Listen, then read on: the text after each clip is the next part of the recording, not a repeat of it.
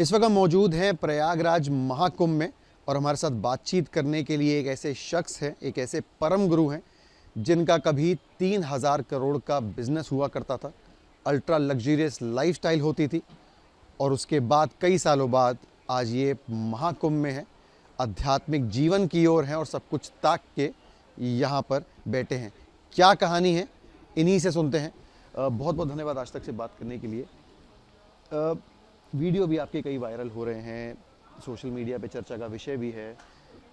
ये सच है कि कितना बिजनेस था आपका? 3,000 करोड़ के आसपास का बिजनेस था। क्या करते थे आप पहले? शुरुआत से शुरू करते हैं। देखिए, मल्टी लेवल मार्केटिंग कंपनी थी और अगर मेरे बचपन की बात करूं तो मैं बचपन से ही अध्यात्म में था।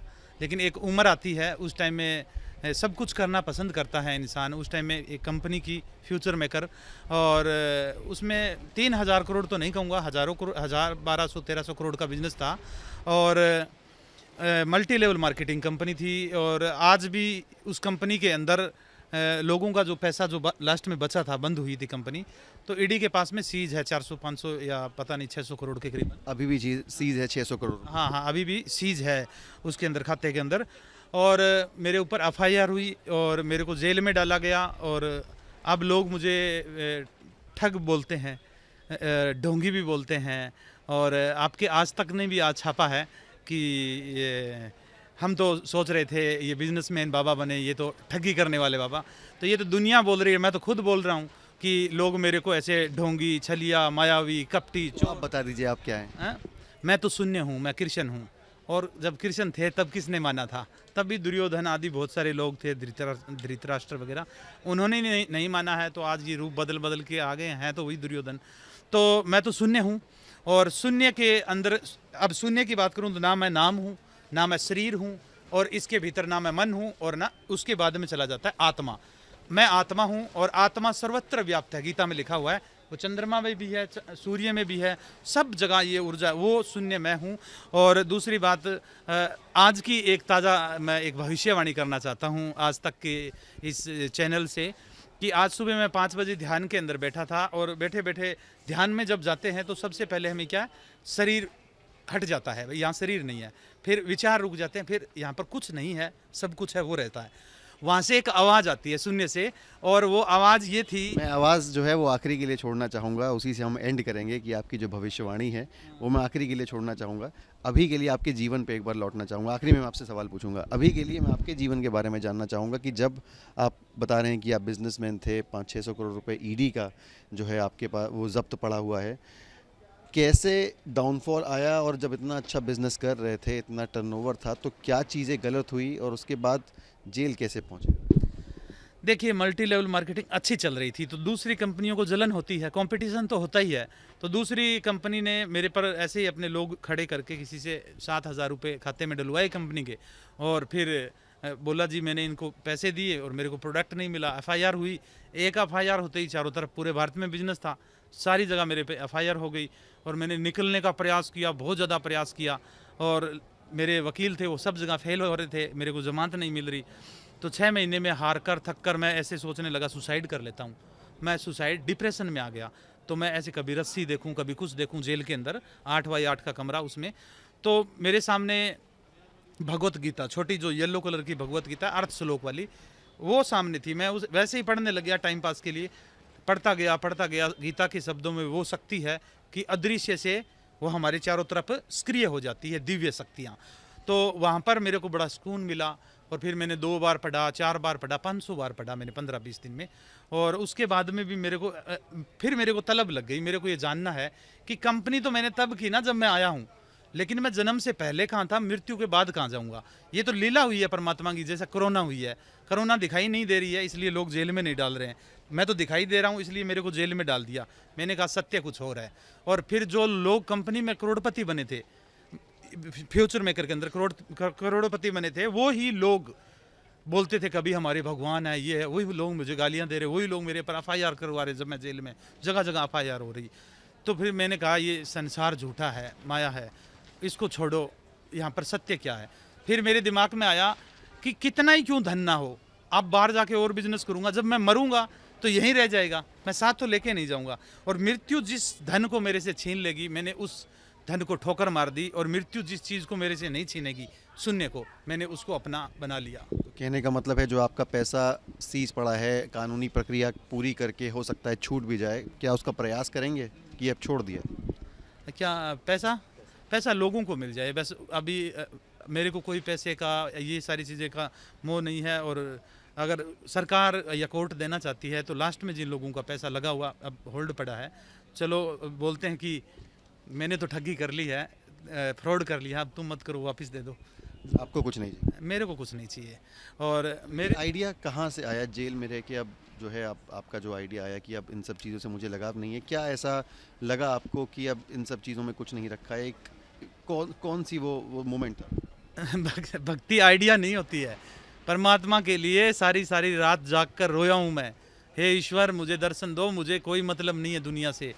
कोरोना आ गया, मेरे को आनंद आ गया था। कोरोना आया, मैंने कहा चलो कुछ दिन कोर्ट बंद रहेगी और तपस्या कर लूँगा, बाहर जाती तो माया घेर लेगी।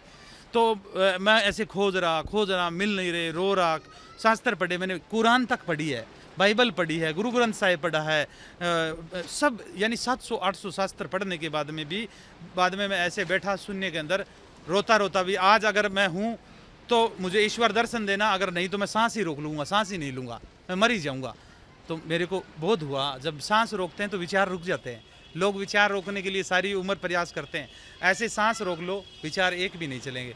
और जैसे ही सांस रोकी मैंने मरने के लिए, विचार बंद हो गए और आत्मा का बोध हो गया।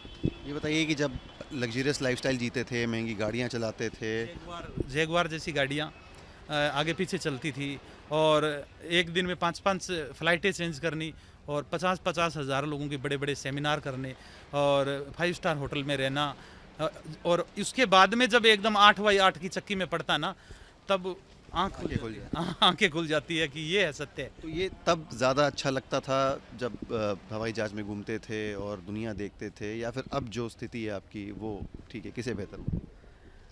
इस स्थिति का उससे क्या मुकाबला करेंगे? वो तो कुछ थी नहीं, वो तो झूठी बनावटी थी। उसमें कितना अहंकार होता है कि मैं अब होटल गाड़ी, अब कुछ नहीं। मैं यहाँ बैठेंगे नीचे, कोई दिक्कत नहीं, यहाँ कंबल बिछाएंगे। इसका आनंद तो बता ही नहीं सकता, इसके लिए तो शब्द नहीं है। भक्ति में जो सुख पायो राम भजन में, वो सुख नहीं अमीरी में, मन मेरो लाग्यो यार फकीरी में। फकीरी में जो मज़ा आ रहा है मेरे को, वो कहीं नहीं आया जीवन में, कहीं संभोग में भी नहीं आता, किसी चीज़ में नहीं आता। इतना आनंद जो आ रहा है भक्ति में, शून्य में बहुत आनंद है। शून्य में बहुत आनंद है। ये बताइए कि आप महाकुंभ आए हैं, बड़ा पर्व हुआ, बड़ा आयोजन हुआ, आप कैसे देखते हैं इसमें? कई लोग ऐसे भी आए जो सोशल मीडिया पे वायरल हुए, कुछ उनके बारे में राय रखते हैं, या फिर एक पूरे आयोजन को कैसे आप देखते हैं? आयोजन के लिए मैं सबसे पहले बहुत बहुत धन्यवाद देता हूँ हमारे यूपी के मुख्यमंत्री योगी जी को, जिन्होंने इतनी ज़बरदस्त व्यवस्था की यहाँ पर, और 50 करोड़ लोग आने के बाद में यहाँ पर इतनी सुंदर तरीके से व्यवस्था, मैं ऐसे देख के जैसे लोहे की सड़कें बनी हुई है, तो मेरे को यूँ लग रहा है कि यहाँ पर पिछले 3-4 साल से तैयारियाँ चल रही है। तो और ये कुंभ का मेला आने वाली पीढ़ी के लिए एक बहुत बड़ा संदेश है। कहीं न कहीं हमारी पीढ़ी पिछड़ रही थी, छूट रही थी अध्यात्म से।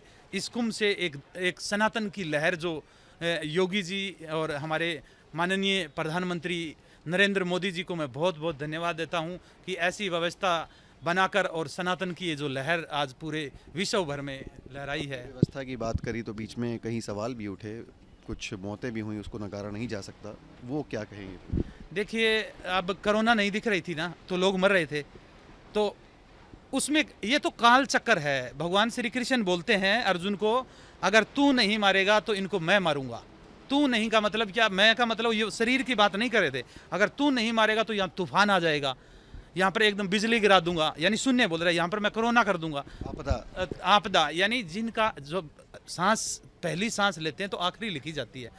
कुंभ में मरे नहीं हैं, वो मुक्त हो गए हैं। वो मुक्त इस धरती पर, इस नदी के त्रिवेणी संगम के ऊपर कोई मरे और उसको मरा हुआ नहीं कहेंगे हम, उसको तो मुक्त कहेंगे। मुक्त वही बात हो गई कि जो पहले भी कई स्टेटमेंट्स आए कि अगर ऐसी मुक्ति होती है तो हम बाकियों को भी देने को तैयार हैं। कई ऐसे महागुरु थे जिनको ये व्यक्तित्व नहीं पसंद आया, कई और गुरुओं ने भी दिया। ऐसा देखो, इतनी भगदड़ में अभी क्या कर लेंगे, करेंगे तो क्या? एकदम भगदड़ हो गई, करोड़ों 10 करोड़ लोगों को कैसे एकदम हो ही जाता है। समय का चक्कर है, खेल है। चलिए एक आखिरी सवाल, वो जो आप बता रहे थे कि आप जो आपको दर्शन हुए या जो आपने सोचा क्या? आज सुबह जो 5 बजे शून्य से जब मैं ध्यान में बैठा था, शून्य से एक आवाज़ आई है। भगवान श्री कृष्ण मेरे को ऐसे आवाज़ देते रहते हैं। तो वो आवाज़ ये है, यूपी के लिए एक बहुत ही बड़ी खुशखबरी है कि योगी जी अब हैट्रिक लगाने जा रहे हैं। तीसरी बार मुख्यमंत्री यूपी के बनने जा रहे हैं 2027 के अंदर। और अगर ये बात झूठी हो तो मेरे को आप ध्यान ही ना मानना, शून्य ना मानना।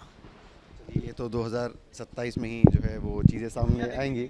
और लेकिन जब दुनिया देखेगी तब ये चीज़ मैं आपको बताऊंगा कि मैंने तो ये कुंभ में ही बोल दी। भविष्यवाणी है। तो ये थी उनकी कहानी, फ्रॉम रैग्स टू रिचेस बोलें या फिर इतने बड़े बिजनेस होने के बाद आध्यात्मिक जीवन में एक तरीके से आना, सब कुछ गंवाना और उसके बाद शून्य बन जाना और उसके बाद ये बोलना कि अब जो फ़कीरी में मज़ा है वो अमीरी में नहीं है। वीडियो जर्नलिस्ट शुभम शुक्ला के साथ सिमर चावला, प्रयागराज, आज तक।